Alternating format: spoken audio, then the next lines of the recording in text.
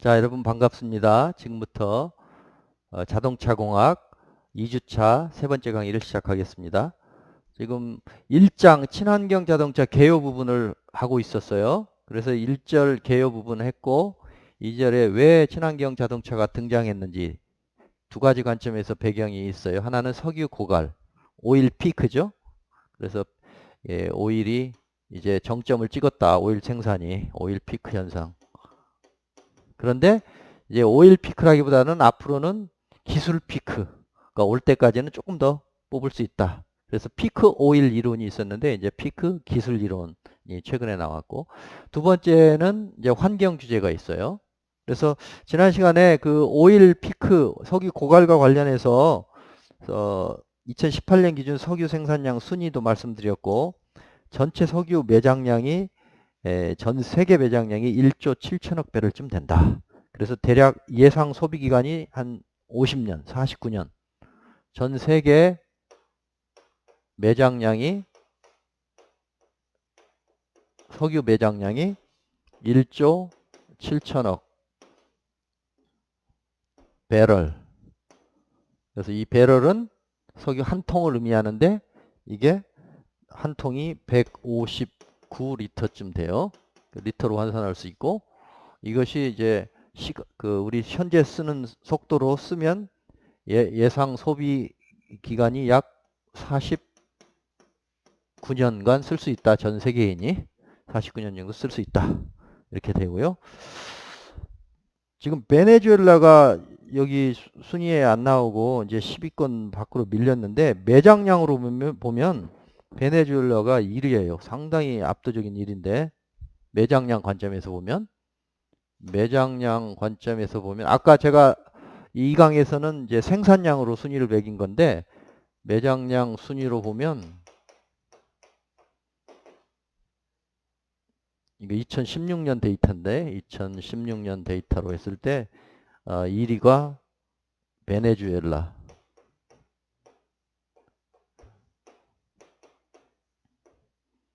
2위가 사우디 아라비아,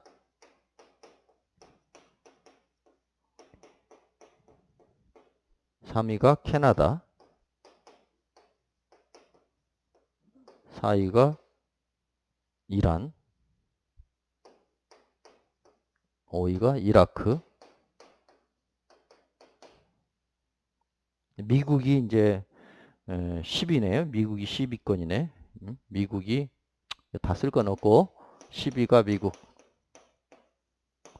여기서 지금 베네수엘라를 좀 주목할 필요가 있어요. 베네수엘라 들어봤죠? 경제 위기 하면 베네수엘라 요즘 얘기를 많이 하잖아.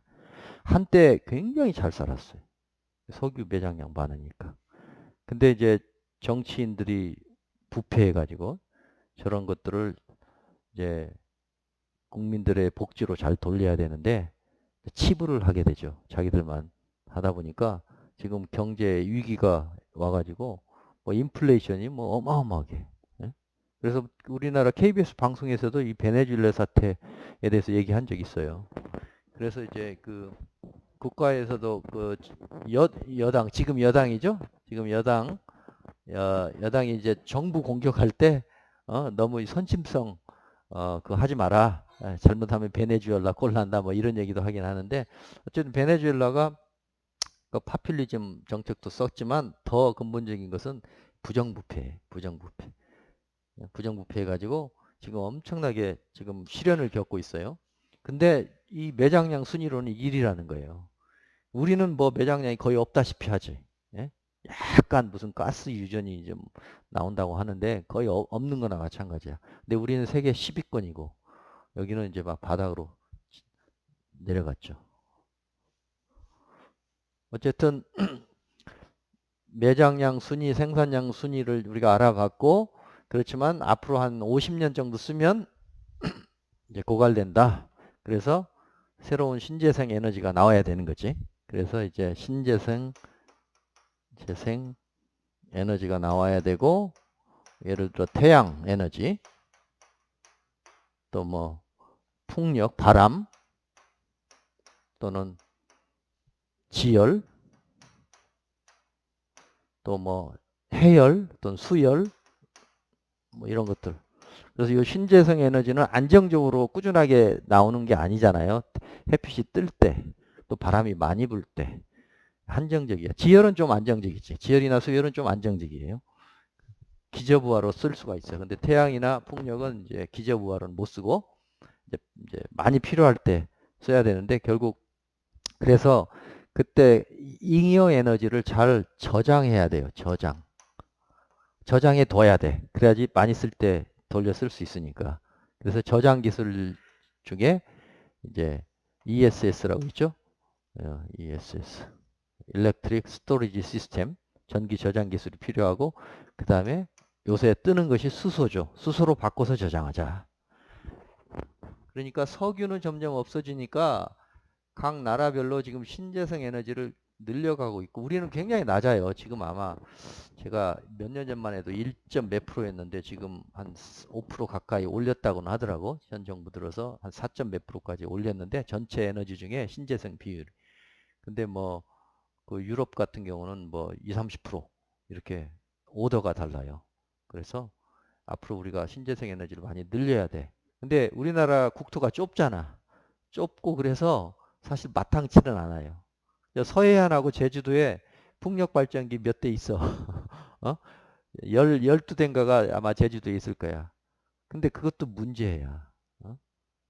그 뭐 한 100m 높이로 날개가 뭐 수십 미터짜리가 돌아가는데 소음도 있을, 소음도 있고 뭐, 또 지금처럼 이런, 어? 태풍 오면은 그게 과연 견딜 수 있을까? 그런 문제도 있고. 자, 어려움 좀 많아요. 근데 어쨌든 뭐 지금 신재생 에너지를 많이 증가시켜야 되니까. 일단 원자력은 지금 좀 줄이려고 하고. 어쨌든 대체 에너지 시장이 커지고 특히 우리처럼 이제 기계나 에너지를 다루는 그 학과의 학생들은 모니터링을 잘 하고 있어야 돼요. 신재생 에너지 관련 기술들이 있잖아. 태양 전지라든가 또 태양열, 냉난방, 태양광을 이용한 전지, 또 풍력 발전. 이거 다 기계에서 해야 될 기계하고 전기, 뭐 화공, 재료 이런 쪽에서 해줘야 될 몫이에요. 여기까지 이제 석유 고갈로 인해서 불가피하게 신재생 에너지와 전기 시대가 도래했다. 이 말씀 드리고 또 한 가지는 환경 구제. 석유에서 나오는 그 연소로 인한 각종 배출가스 때문에 환경 규제가 생기고 있어요. 그래서 지금 16페이지 교과서에 보시면은 자동차별 온실가스 배출량 비교가 있는데 환경 규제에 보면 1 그림 1-12에 자동차별 온실가스 주로 CO2를 얘기하지 온실가스 배출량 비교. 자동차가 1km 달렸을 때 1km당 이렇게 비교를 해요. 1km 달린 동안에 온실가스를 얼마나 배출하느냐. 휘발유차는 1km 달릴 때마다 192g 배출한다. 온실가스. 그 다음에 경유차는 디젤은 조금 작네. 189g. 그 다음에 하이브리드 카는 141g. 그 다음에 전기차는 94g. 이 정도. 수소차는 뭐 거의 0이겠지. 수소차는 뭐 배출을 안 하잖아요. 수소차는 물만 나오지. 물만 나오니까 배출을 안 한다고 봐야 되겠지. 그리고 오히려 또 공기 정화 효과가 있다고 요즘 선전하더라고. 왜냐하면 이제 수소차 내부에 이렇게 들어오면서 안에서 공기 정화를 해서 뒤로 보내니까 그 공기 정화 효과를 무시할 수 없다고 이제 요즘 방송에서 많이 나와요. 수소차 선전하면서. 그다음에 이제 수소차 차는 거의 뭐 0이라고 봐야 되겠죠? 이렇게.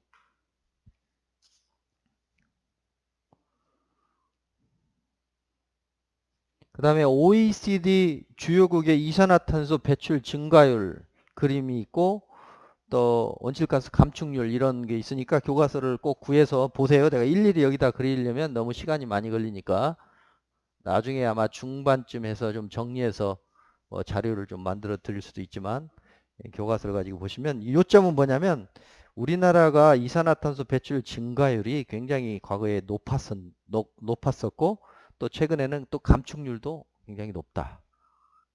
이게 급속도로 발전했기 때문에 많이 배출을 한 나라고 또 최근에는 또 노력을 많이 해서 또 감축도 잘한다. 유연하게 대처하는 거죠. 그래서 이게 뭐 예전에 80년대는 교토 의정서, 90년대는 파리 협정 이런 그 협정을 통해서 전 국가 그 상위권 국가들이 모여서 이제 이 온실가스를 줄이자 이런 얘기를 많이 하는데 가만히 생각해 보면 이런 부분이 있어요. 지금 선진국들 그다음에 개발 중인 나라, 개발도상국 이렇게 얘기를 하지.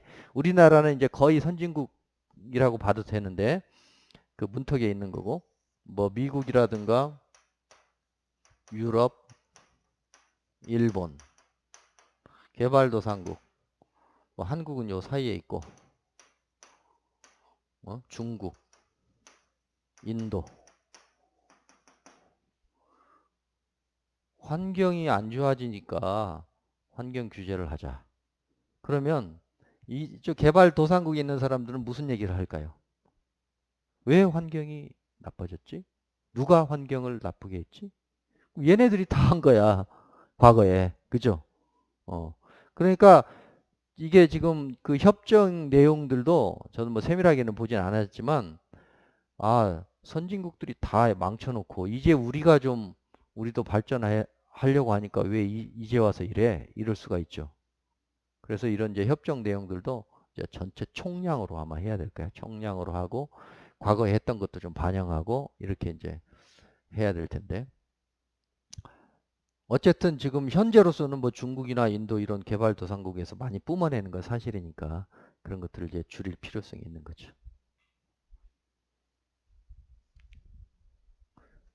그래서 등장 배경까지 제가 설명을 드렸어요.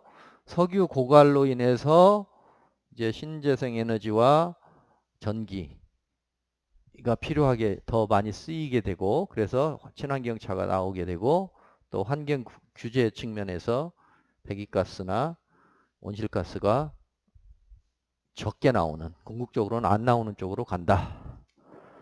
자 이제 1-3 조금 이제 그 세부적으로 친환경 자동차 구분에 대해서 살펴볼게요. 이미 앞에서 제가 설명을 드렸는데 조금 더 체계적으로 설명한 부분 가지고 말씀을 드릴게요. 친환경 자동차.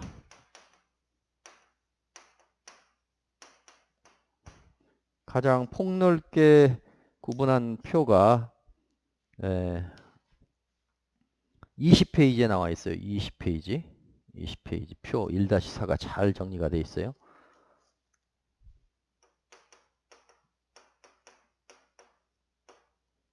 동력원의 전기와 정도에 따른 구분. 동력원에 이제 전기가 얼마나 들어가느냐. 동력원의 전기화 정도에 따른 구분.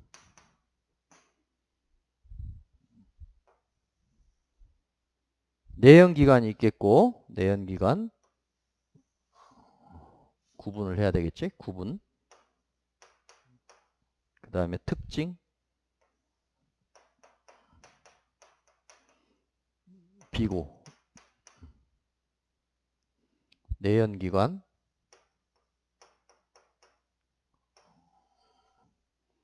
그 다음에 하이브리드 일렉트릭 비클도 이제 3단계로 나눠놨어요.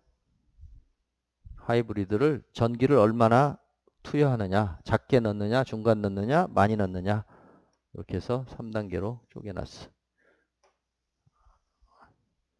그 다음에 이제 집에서 충전할 수 있는 플러그인 하이브리드 일렉트릭 비클이 있고, 그 다음에 이제 순수 배터리만 가지고 가는 배터리 일렉트릭 빌트가 있고, 그 다음에 퓨얼셀 연료전지 일렉트릭 비클이 있고요. 이렇게.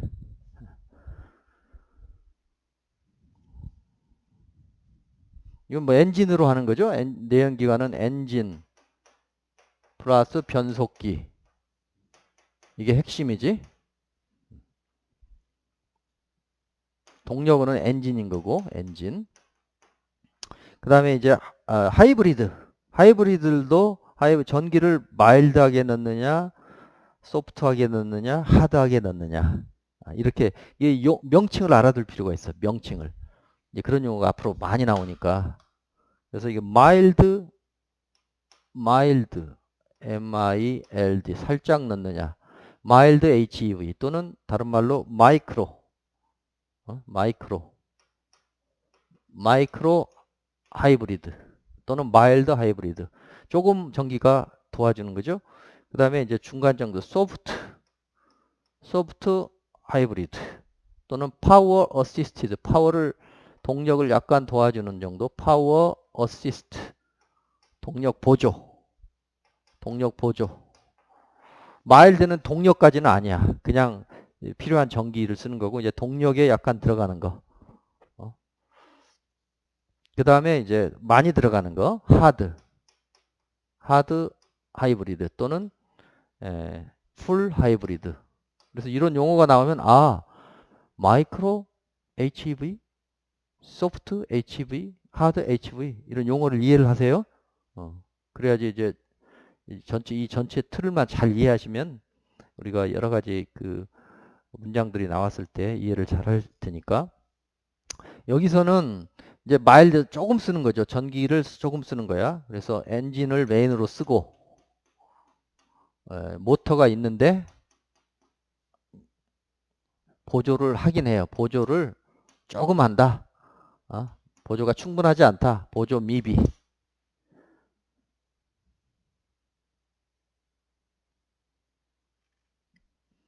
특징은 이제 공회전 할 때 계속 엔진을 쓰면 낭비니까 엔진을 정지시키는 거야. 엔진 정지시키고 엔진 정지를 시킨다. 그 다음에 이제 엔진 자동으로 정지시켰다가 가야 될 때 시동이 또 자동으로 될 때 그때 전기 재시동 시에만 전기를 쓴다. 아주 작게 쓰는 거죠.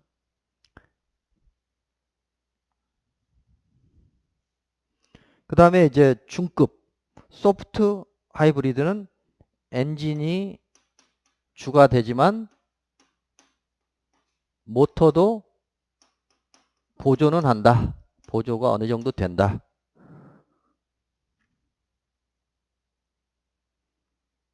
이것도 이제 재시동할 때 쓰는 것 플러스 가속시에 전기를 추가한다. 그러니까 아까는 재시동할 때만 썼을 때는 마일드라는 표현을 썼고, 이제 재시동할 때뿐만 아니라 가속할 때 에너지가 좀 더 필요하잖아. 그때 모터가 도와주는 거죠.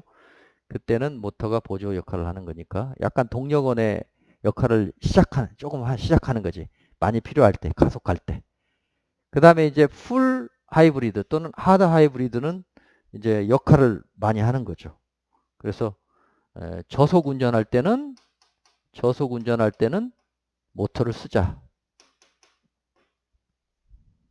그래서 이것도 물론 엔진이 주가 되고 주로 달리는 게 엔진이지만 아주 저속 운전할 때는 모터로 쓰는 거니까 동력원으로 되는 거죠.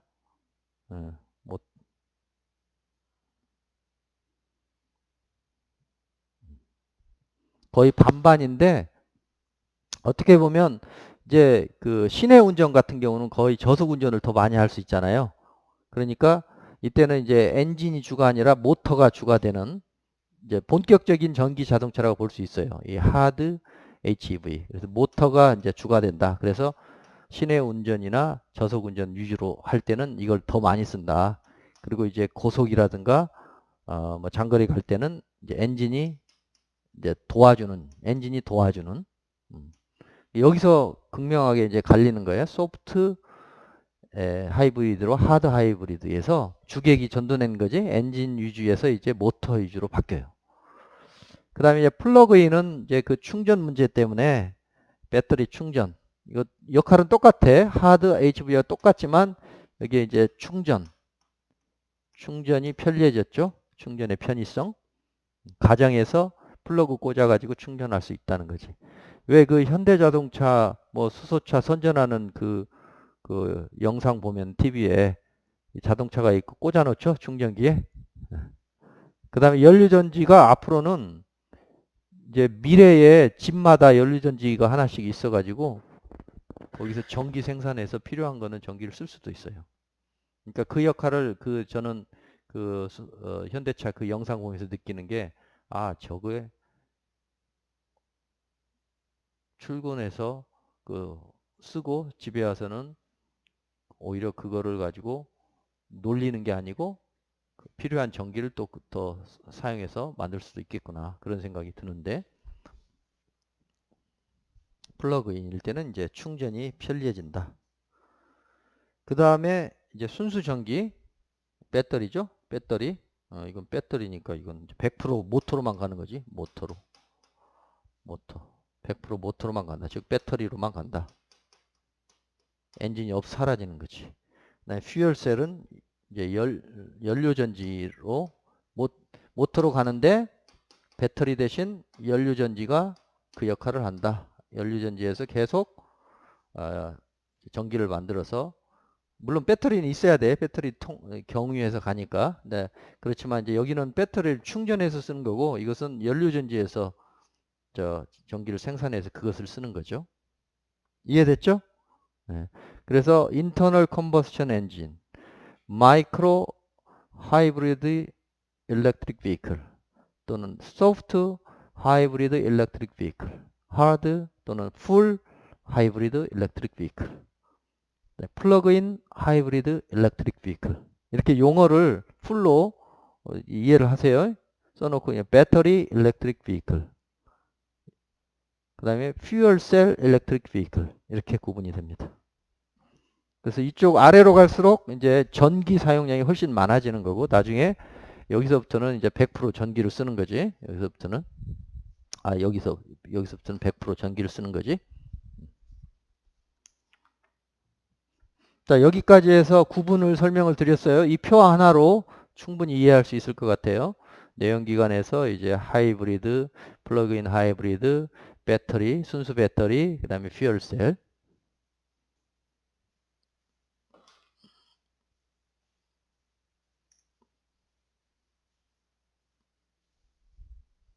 자, 그러면 1.4절 메커니즘과 문제점을 한번 따져봅시다. 메커니즘 또는 문제점. 우리 교과서에 22페이지 나와 있어요. 전기자동차 구조. 이걸 화면을 보여주면 좋겠는데. 그럼 대략 한번 그려볼게요. 나중에 이제 자료로 좀 드리겠지만, 이제 바퀴가 이렇게 있겠지? 바퀴가 있고. 바퀴에 이제 모터가 달려 있고, 그 다음에 이제 뒤에 뒷바퀴가 있고,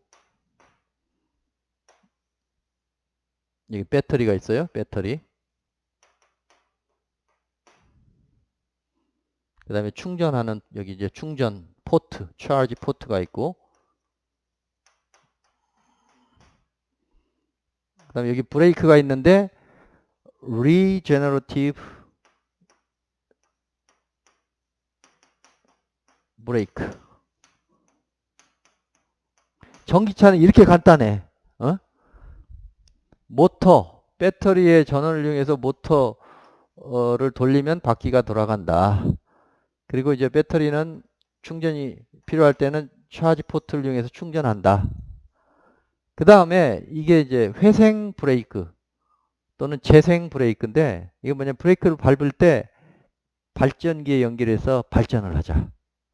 브레이크의 동력을 100% 낭비하지 말자. 그래서 오히려 발전기에 연결해서 발전을 해서 이제 다시 넣어주는 거죠. 배터리로. 이런 기술들이 이제 우리 기계과에서는 주로 이런 전반적인 구조도 이해해야 되고, 또 모터 기술도 좀 이해를 해야 되고, 모터 같은 경우는 전력 기계라고 볼 수 있어요. 전력 기계. 전기와 기계 같이 알아야 되니까. 그다음에 배터리도 뭐 화학하고 기계, 재료 이런 거죠. 그다음에 요 차징 하는 것도 이게 연력학적으로, 열전달적으로 이제 또 정기적으로 고려를 해야 되는 거고, 또 이 회생 브레이크 같은 경우는 또 브레이크에서 나오는 그걸 이용해서 또 전기로 발전기까지 연결해 주는 거니까. 그래서 구조로 보면 장난감 자동차나 그냥 전기 자동차나 크게 다를 바가 없어요. 네, 서두에도 말씀드렸지만 크게 보면 어쨌든 배터리와 모터 기술인데, 이게 이제 각각 좀 다뤄볼 거예요. 배터리와 모터 기술인데, 모터 기술은 거의 뭐 완성 단계다. 완성 단계다. 오래됐고. 그래서 이제 배터리가 좀 취약하다. 배터리 성능을 높이는 게 중요하다. 그리고 컴팩트하게 만드는 게 중요하고, 또 이거를 어떻게 구조화해서 이 사람이나 물건을 더 많이 할 거냐. 적재 공간, 이런 설계, 이런 문제들. 그 다음에 냉난방 문제가 좀 어려워요. 냉난방 문제. 오히려 냉방과 난방 문제가 클 수가 있어요. 내연기관에서는 난방 문제는 문제 없었죠. 내연기관에서 나오는 열을 그대로 쓰니까. 그 다음에 냉방은 이제 에어컨 달았죠. 에어컨. 여기도 열이 나오긴 해. 배터리에서 나오는 열인데 난방할 정도 열은 아니니까.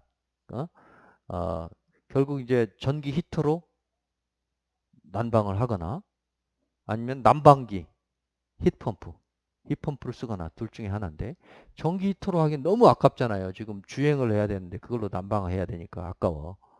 그래서 겨울에 이게 효율이 이제 많이 떨어질 수밖에 없어요. 그래서 히터에서 지금 히트펌프로 옮겨가고 있어. 히트펌프는 좀 효율이, 히터는 100%라면 히트펌프는 COP라고 해서 이게 뭐 200%, 300%될 수 있잖아요. 히트펌프로 많이 가고, 냉방은 뭐 히트펌프는 또 여름에 에어컨으로 변신이 되니까 이렇게 되는 거죠.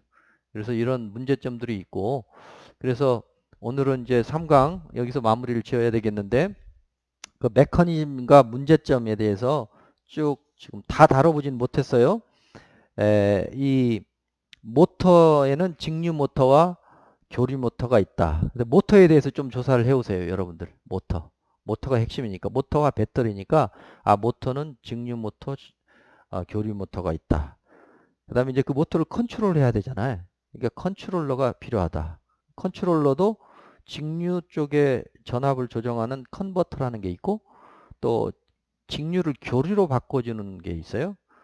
그래서 또 전압을 조절하는 인버터라는 게 있어. 그러니까 컨버터, 인버터가 무엇인지 좀 조사를 해오세요. 그 다음에 이제 회생 브레이크 이런 거. 그 다음에 이제 배터리가 사용되면은 이게 얼마나 남았는지 정확히 알아야 돼. 휘발유 같은 거는 쭉 계면이 내려가니까 쉽게 체크가 되는데, 배터리는 이게 충전량이 이제 그 성능 저하가 되잖아요.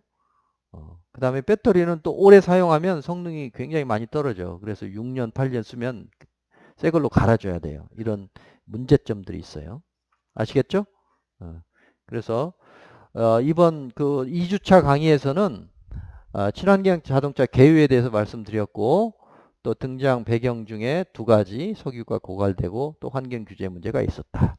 그래서 이제 전기차 시대, 수소차 시대에 접어들었고, 우리가 이제 전기차는 다양한 이름으로 부른다. 하이브리드부터 출발해서 그 다음에 배터리, 그 다음에 플러그인 하이브리드, 그 다음에 순수 배터리, 일렉트릭 비클, 그 다음에 수소, 차, 이렇게 얘기가 됐고, 메커니즘은 결국 모터와 배터리, 그 다음 회생 브레이크. 그래서 모터에 대해서 직류 모터, 교류 모터에 대해서 좀 조사를 해오시고, 그 다음에 이 회생 브레이크의 그 메커니즘에 대해서 좀 공부해 오시고, 또 우리 책에서는 많이 다루지 않지만 냉방과 난방 문제도 상당히 중요하다. 여기까지 말씀을 드리고요. 이 강의는 제가 그냥 책에 있는 걸 줄줄 읽을 수는 없기 때문에 최대한 제가 저만의 표현으로 여러분들에게 전달을 하고, 여러분들도 그냥 듣고 받아 적는 수준을 넘어서서 자꾸 적극적으로 조사를 하셔야 돼요. 아까 내가 매장량 조사했잖아요. 매장량, 또 생산량, 석유 이런 것들도 조사해보고, 워낙 지금 이 교과서가 쫓아가지 못하는 발전 상황이 있기 때문에 각 나라별로 우리나라가 또 앞서가는 편이니까 현대 기아에 대해서도 좀 조사해 보시고, 또 도요타, 혼다 이쪽에서는 전기차나 수소차가 어떻게 개발되고 있는지 좀 조사도 해보시고 하면서, 또 동영상 보시면 굉장히 재밌는 그런 그 유튜브 동영상도 많이 있습니다. 그래서 그런 것들을 보면서 좀 흥미를 계속 유지하면서 공부할 수 있기를 바랍니다. 그럼 이것으로 2주차 세 번째 강의를 모두 마칩니다. 수고하셨습니다.